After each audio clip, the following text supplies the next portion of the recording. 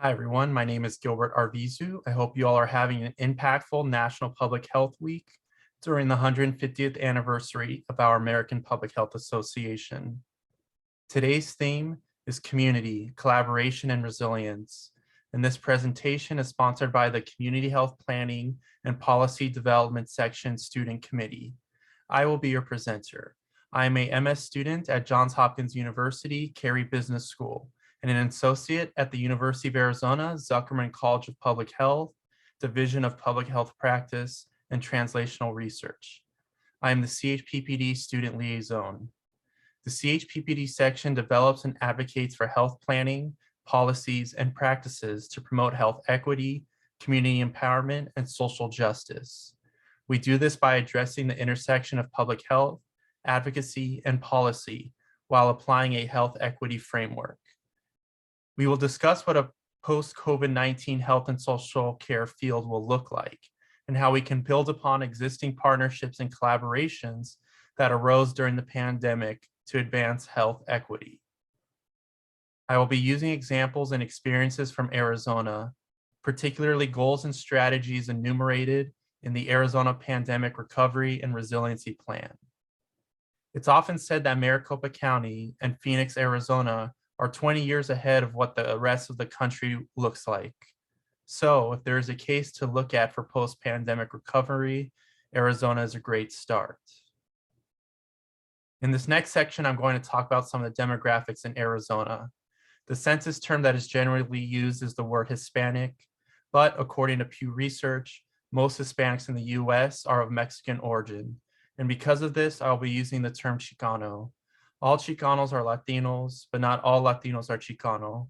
And I understand and recognize this, but please feel free to substitute your community to help you relate to the topic. What does Arizona look like right now? 45% of Arizona's pre-K through 12 students are Chicano, but only 16% of school administrators and teaching workforce are Chicano. 65% of all children K through 8 in Arizona are Chicano. Only 75% of Chicanos graduate high school in 4 years. Of the 75% of those that graduate high school, only 22% enter a 4-year college. And of those that enroll in a 4-year college, only 54% graduates. In Arizona, there is a 27-point gap in 3rd grade reading scores and a 23-point gap in 8th grade math proficiency scores between Chicanos and whites. In Arizona, we are preparing for the silver tsunami, which is a fast and growing older adult population. Roughly 10,000 Americans turn 65 every day.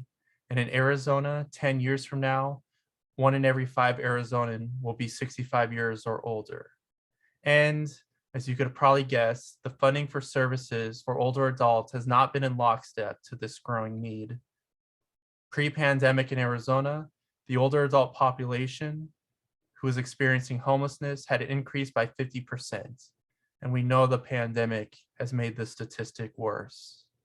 So if the claim holds that Arizona is what the country is going to look like in 20 years, we have children who will enter the education system already behind and will not be able to meet the needs of the future workforce, something that many of us are already experiencing in some way or another.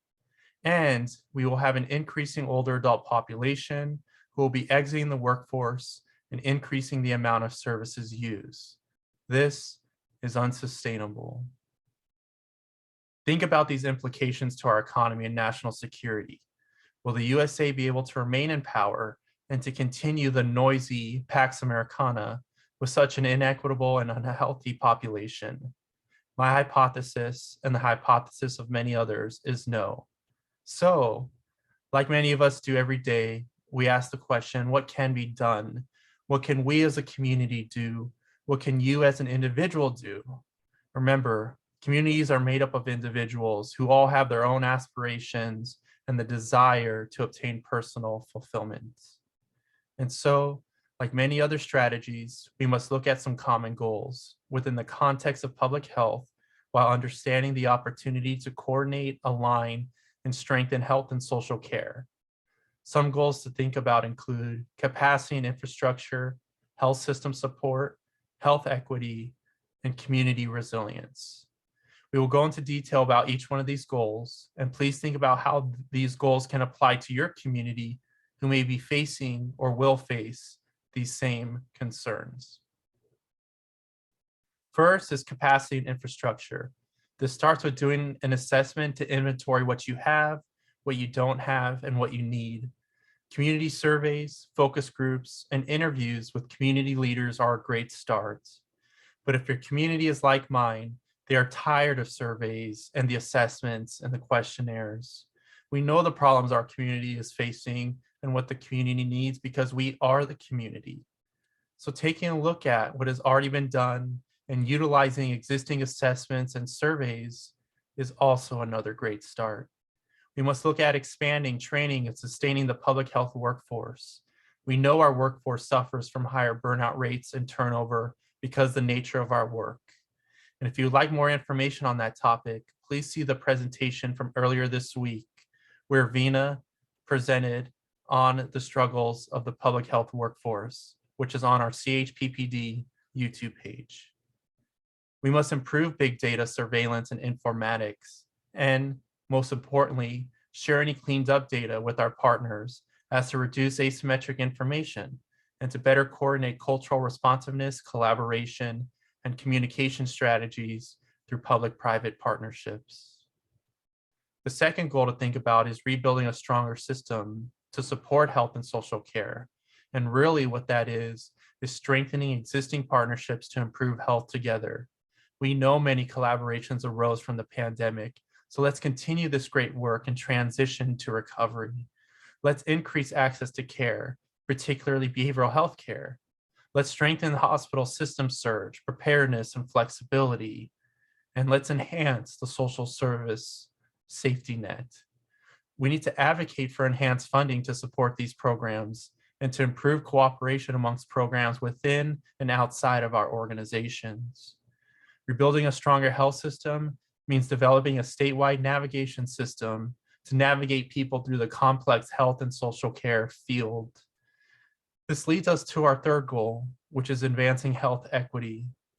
A growing model that many of us know about is community health workers utilizing closed-loop referral systems to make sure no one falls through the cracks, and that culturally responsive care is at the foundation of service delivery. This is harnessing technology and innovation to produce mighty change. Community health workers are equipped to assess and address the needs of communities who have been disproportionately affected by the pandemic. To advance health equity, we must champion evidence-based policies and practices to address the social environments in which we live so that the only option is a healthy option.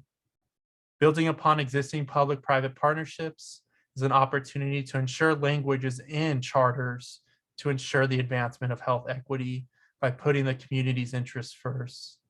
Building up community capacity in the built environment empowers communities to take control of their own lives and to obtain personal fulfillment, which then can be passed down to future generations, mitigating historical trauma. Mitigating historical trauma transitions us into our final goal, enhancing resilience. We must expand approaches to improving mental health and trauma, particularly by expanding social emotional learning opportunities for young students. We must reduce the stigma of mental health by engaging communities and developing the message together and propagating the message to our schools, community health centers, hospitals, and coalitions. This will begin to normalize the conversation about mental and emotional health by saying it's okay to not be okay. This means we have to be there for each other and to focus on reducing social isolation by promoting connectedness among people. Nearly 40% of folks in the USA at the height of the pandemic could not pick up the phone and call someone to discuss a problem and to have these types of conversations. Increasing this connectedness and community conversations is what will increase the sense of community. Leadership is sharing values, our values, to others, and we can develop community leaders to spread these ideals wide and far and to contribute to the health of their community by playing an active role in the solution. These community leaders can then mobilize efforts to develop and implement health improvements on a community-wide scale, establishing built healthy environments and enhancing the financial stability of individuals and families because of these collective efforts. This is how we overcome. We've done this before. Let's do it again. But this time, let's ensure it won't happen again. Thank you, and I hope you enjoy the rest of your National Public Health Week.